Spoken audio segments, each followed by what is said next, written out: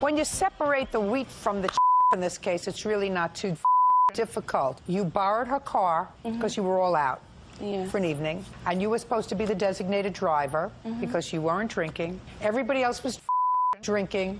She had a new car, and according to your complaint, the car was totaled. You were driving.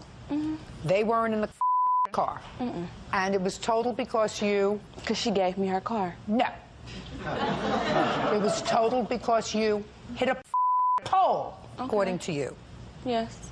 Yeah, you hit a pole. Yes. And the car, which had $14,000 left on the loan, was totaled. And you had, Miss Key, canceled your... I didn't, like, cancel my insurance. What happened was, like, I had to pay my rent, and I got a son, and I couldn't afford it, so I had to either pay You couldn't afford the car. If you have rent and you have a child, you don't buy a car for $14,000. You buy a car for $3,000. Make do. But you don't buy a car for $14,000 and then let the insurance lapse.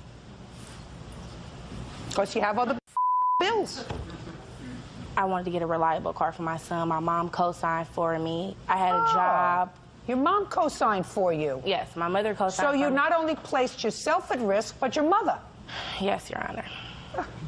Now, your defense to this action, because she's seeking $5,000, and I assume you have proof of all of this from the bank? Yes. Let me see.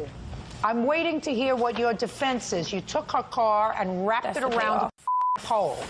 No. And it's not your fault. Because I didn't take her car. She gave me permission to take her car. Yes, of course she did.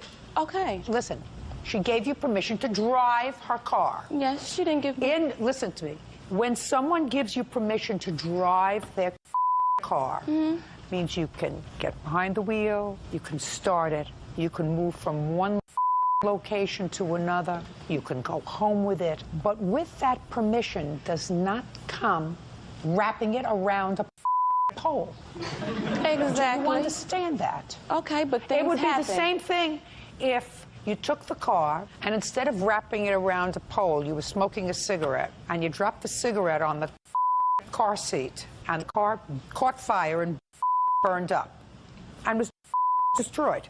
Whose fault would that be? Her fault because she let you borrow the car?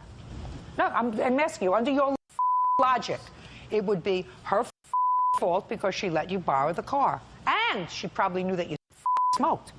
Yep.